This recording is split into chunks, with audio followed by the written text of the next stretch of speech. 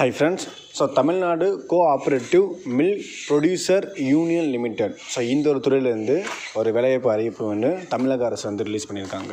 So என்ன posting கொடுத்துருக்காங்க அப்படின்ற டீட்டெயில் பார்த்துடலாம். ஃபஸ்ட்டு பார்த்தீங்கன்னா மேனேஜர் போஸ்ட், டெப்டி மேனேஜர் சிஸ்டமில் வந்து பார்த்தீங்கன்னா அந்த போஸ்டிங் கொடுத்துருக்காங்க. Executive lab executive officer great 2, extends officer great 2, junior executive officer, provide secretary, senior factory assistant அப்படின்னு சொல்லிட்டு ஒரு 12 விதமான போஸ்டிங் வந்து ஆவின் துறை பார்த்தீங்களா, அந்த ஒரு துறையிலேருந்து தான் கொடுத்துருக்காங்க. ஒவ்வொரு துறைக்கும் தனித்தனியாக வந்து வேக்கன்சி கொடுத்துருக்காங்க. அந்த ஆவின் துறையில் ஒவ்வொரு போஸ்டிங்கும் தனித்தனியாக வேக்கன்சி, எவ்வளோ வேக்கன்சி வருதோ அந்த வேக்கன்சி கொடுத்துருக்காங்க. அதே மாதிரி சேலரி வந்து பார்த்தீங்கன்னா தனித்தனியாக கொடுத்தாங்க. ஸோ அது மட்டும் இல்லாமல் manager post, deputy manager post அப்படின்னு சொல்லிட்டு இருக்கும்போது 35,900 1,12,500 அப்படின்னு சொல்லிட்டு சொல்லியிருக்காங்க. ஸோ இதே மாதிரி வந்து அதுக்கான குவாலிஃபிகேஷன் என்ன அப்படின்னு பார்க்கும்போது, மேனேஜர் போஸ்டிங்னா மேனேஜர் வந்து 10th 12th டிப்ளமோ, ஐடிஐ அப்படி இல்லாட்டி எம்பிஏ முடித்தவங்க, 2 years எக்ஸ்பீரியன்ஸ் இருக்கிறவங்க இந்த மேனேஜர் போஸ்டிங்க்கு அப்ளை பண்ணலாம் அப்படின்னு சொல்லியிருக்காங்க. ஸோ அதே மாதிரி வந்து எக்ஸிக்யூட்டிவ் லேப் அப்படின்னு சொல்லிட்டு போது மோஸ்ட்லி வந்து சயின்ஸ் டிபார்ட்மெண்ட், லேப் அசிஸ்டன்ட் அப்படின்னு சொல்லிட்டு சயின்ஸ் டிபார்ட்மெண்ட் முடிச்சவங்க அந்த போஸ்ட்டுக்கு அப்ளை பண்ணலாம். மினிமம் வந்து 2 years வந்து டெக்னிக்கலாக வந்து எக்ஸ்பீரியன்ஸ் இருக்கணும் அப்படின்னு சொல்லியிருக்காங்க.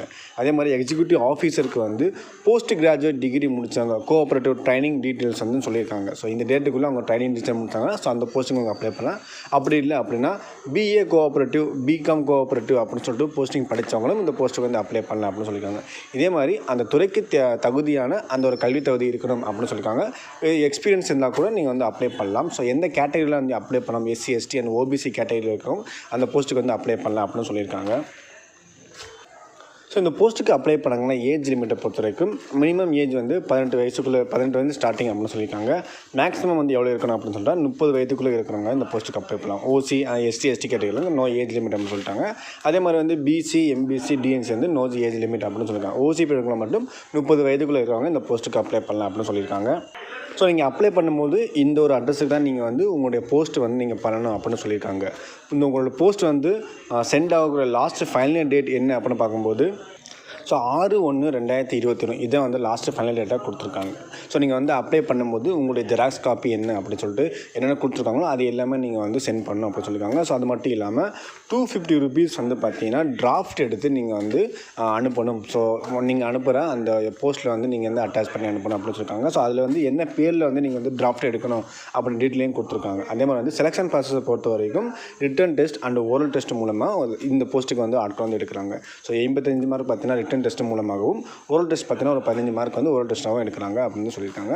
ஸோ இதுக்கான அப்ளிகேஷன் ஃபார்ம் வந்து மேலே வந்து கொடுத்துருக்காங்க. ஸோ அப்ளிகேஷன் ஃபார்மை வந்து நீங்கள் ப்ராப்பராக ஃபில்அப் பண்ணி கொடுத்துருக்க அட்ரஸுக்கு நீங்கள் வந்து 6ஆம் தேதிக்குள்ளே நீங்கள் சென்ட் பண்ணணும் அப்படின்னு சொல்லியிருக்காங்க. ஸோ இந்த அப்ளிகேஷன் ஃபார்ம் வந்து நீங்கள் ப்ராப்பராக ஃபில்அப் பண்ணி உங்களுக்கு ஃபோட்டோ ஒட்டி என்னென்ன டாக்குமெண்ட் வந்து அட்டாச் பண்ணி கேட்குறாங்களோ ஸோ அந்த டாக்குமெண்ட் எல்லாமே நீங்கள் அட்டாச் பண்ணி அந்த அட்ரஸுக்கு நீங்கள் வந்து பார்த்தீங்கன்னா 6ஆம் தேதிக்குள்ளே வந்து ஜனவரி 6ஆம் தேதிக்குள்ளே நீங்கள் வந்து பார்த்தீங்கன்னா சென்ட் பண்ணணும் அப்படின்னு சொல்லியிருக்காங்க.